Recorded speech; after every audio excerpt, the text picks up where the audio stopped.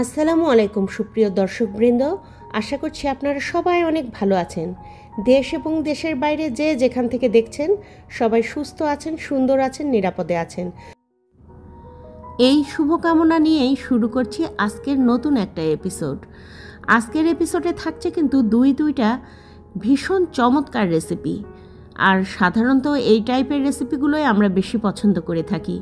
আমরা যেহেতু মাছে ভাতে বাঙালি, তাই আজকের রেসিপি দুই রকম মাছ দিয়ে হবে আর খুবই সুস্বাদু। একটা থেকে আরেকটা রেসিপি সম্পূর্ণ আলাদা, তবে একটাই উপকরণ কিন্তু থাকছে, কমন উপকরণ। তো আপনারা নিশ্চয়ই রান্নাঘরে গেলে সেই উপকরণটাও দেখতে পাবেন। তো বন্ধুরা, দেখতেই পাচ্ছেন এখান থেকে কিন্তু আমি পুঁই পাতাগুলো তুলে নিচ্ছি। খুব নরম তুলতুলে কচি কচি পুঁই পাতা হয়েছে।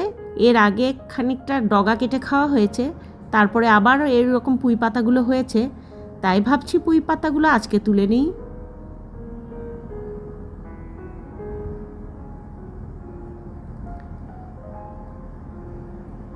তো আমি পাতাগুলো তুলে নিচ্ছি। আর এতটা পরিমাণ পাতা হয়েছে, বেশ মোটামুটি ছোট এক গামলা।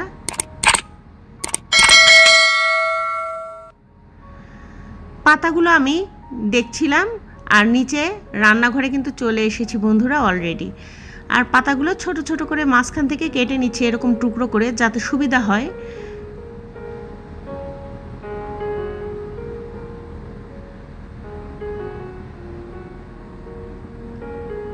ছোট ছোট করে কেটে নিলে রেসিপি তৈরি করতে খুব ভালো হয়। সেই জন্য আজকে যেহেতু চচ্চড়ি করব একটা, আর একটা কমন সবজি থাকবে তার সঙ্গে, সেটাও বলে দিচ্ছি। তো আমি পুঁই পাতাগুলো এরকম রুম টেম্পারেচারের পানিতে একটু সুন্দর করে বেশ কবার পানি চেঞ্জ করে করে ধুয়ে নিব। আর এখানে প্যানের মধ্যে আমি পানি দিয়ে দিলাম, পানিটা আমি গরম করে নিয়েছি অফ ক্যামেরায়।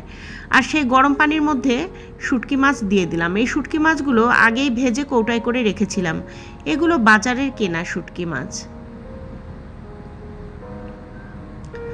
খুব ভালোভাবে একটা কাঠের নাড়ুনি বা নারকি দিয়ে এগুলো নাড়িয়ে দিচ্ছি। আর গায়ে থেকে অনেক ময়লা এবং ভুঁড়িটা আমি বের করে নিই কিন্তু বরাবরই। আর অনেক আঁশ আছে, সেগুলো এইভাবে বেছে একদম ক্লিন করে নিব। আঁশটাও আমি দেখিয়ে দিলাম এবং ভুঁড়িগুলোও দেখিয়ে দিচ্ছি, কালো কালো ভুঁড়ি আছে পেটের অংশে। তো এইভাবেই আমি কেটে বেছে ক্লিন করে নিই। আর কমন সবজিটা হচ্ছে কচুরমুখী। আর এই কচুরমুখী নিয়েছি খুবই ছোট সাইজের, এখানে দেখতেই পাচ্ছেন। তার সঙ্গে এক মুঠ পেঁয়াজ কুচি, একটুখানি লবণ দিচ্ছি স্বাদ মতো, দিয়ে দিচ্ছি আদা রসুন জিরা বাটা, দিয়ে দিলাম খানিকটা গোটা জিরা, দিয়ে দেব হলুদ গুঁড়া। আর হলুদ গুঁড়া দেবার পর এখানে গুঁড়া মরিচ দেব খানিকটা।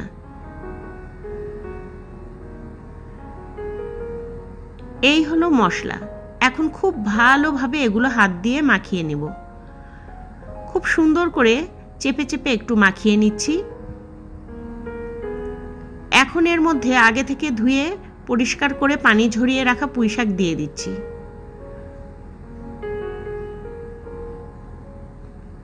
আর এখন চেপে চেপে মাখাবো, যাতে পুঁইশাকটা এখানে খুবই সুন্দর সফট হয়ে যায়।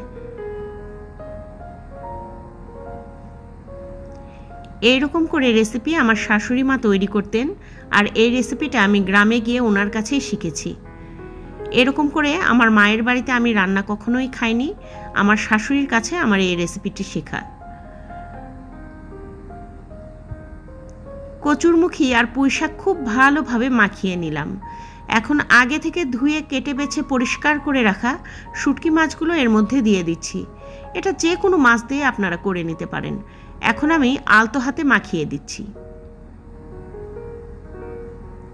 আর এর মধ্যে রান্নার তেল কিন্তু এখনো দেইনি, তবে এখন দিব। তো বন্ধুরা, যারা এতক্ষণ সাথে আছেন, ছোট্ট করে একটা লাইক দিয়ে ভিডিওটি কমপ্লিট করে নেওয়ার জন্য আপনাদের কাছে রিকোয়েস্ট করছি। আর সেই সঙ্গে চ্যানেলে নতুন হলে চ্যানেলটি সাবস্ক্রাইব করে দিয়ে পাশে থাকা বেল আইকনটি বাজিয়ে অল অপশনে একটা ক্লিক দিয়ে দিতে পারেন। এতে করে আমার সকল ভিডিওর নোটিফিকেশন আপনার কাছে আগে ভাগেই পৌঁছে যাবে, আপনি সুবিধা মতো সেটা দেখে নিতে পারবেন। তো সুপ্রিয় দর্শক, দেখতে পাচ্ছেন এখানে আমি কিন্তু পানি দিয়ে দিয়েছি। খুব বেশি পরিমাণ পানি দিব না, যেহেতু শাক চচ্চড়ি, শাক থেকেও খানিকটা পানি বের হবে। তো ঢাকনা দিয়ে ঢেকে গ্যাসের চুলাটা অন করে দিয়েছি। আর এই যে থকবক করে বলক উঠেছে দেখেন, এত সুন্দর একটা ফ্লেভার বেরিয়েছে, এখনই মনে হচ্ছে রান্নার জন্য আর তরই সইছে না।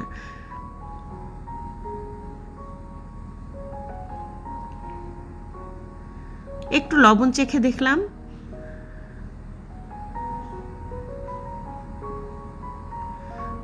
তো লবণ ঠিক আছে, আর দিয়ে দিতে হচ্ছে না, তাই আমি আবারও ঢাকনা দিয়ে ঢেকে এটা রান্না করে নিয়েছি একদম পানি এরকম শুকিয়ে যাওয়া পর্যন্ত। এখন আমি খুব ভালোভাবে এটা নাড়াচাড়া করে দিচ্ছি, ভালোভাবে কষিয়ে নেওয়ার মতো করে নাড়াচাড়া করে করে শেষ পর্যন্ত পানি শুকিয়ে যাওয়া পর্যন্ত নামিয়ে নেব। আর রেসিপিটা এরকম একটু মাখা মাখা থাকতেই নামিয়ে নিয়েছি, কারণ কচুরমুখী আছে, এটা আরও টাইট হয়ে যাবে কিছু পরে। তো দ্বিতীয় রেসিপি শুরু করছি। এখানে বড় সাইজের কিছু কচুরমুখী নেওয়া আছে, আর এই কচুরমুখীগুলো আমি প্রেসার কুকারে দিয়ে একটা মাত্র সিটি দিয়ে নেব। আর এখানে তেলাপিয়া মাছ নেওয়া আছে, মাথার অংশ কেটে আমি ছোট টুকরা করে নিয়েছি, লেজ আছে আর একটা পিঠের অংশ আছে, সেটাও ছোট করে কেটে নিয়েছি। এখন কড়াইয়ের মধ্যে তেল দিয়ে পেঁয়াজ কুচি দিয়ে এগুলো ভেজে নেব।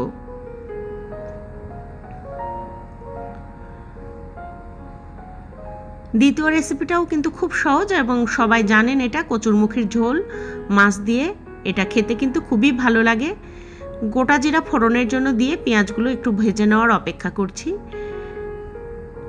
খুব বেশি কড়া করে ভাজবো না, হালকা একটু রং ধরতে দিয়ে দিলাম আদা রসুন জিরা বাটা, লবণ, আর এখানে কিন্তু আমি কিছুটা টমেটোর পিউরি দিয়েছি।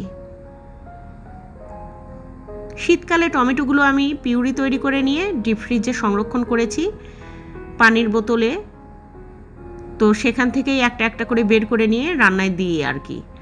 আর এখন এর মধ্যে দিয়ে দিলাম হলুদ গুঁড়া, মরিচ গুঁড়া। মরিচ গুঁড়াটা একটু ভালোভাবে দিয়েছি, বেশি স্পাইসি হবে আজকের রেসিপিটা। মাছগুলো দিয়ে খুব সুন্দর করে মাছগুলো মশলার মধ্যে খানিকক্ষণ কষিয়ে নেব। এখন এখানে পানি দিয়ে দেব যাতে মশলাগুলো পুড়ে না যায়, সেই জন্য পানি দিয়ে এই পানির মধ্যেই ঝোলের মধ্যে মশলাটার সঙ্গে একই সঙ্গে মাছ সব কিছু কষিয়ে যাবে। মাছটা কষানো হয়ে গেছে, এখন তুলে নিচ্ছি।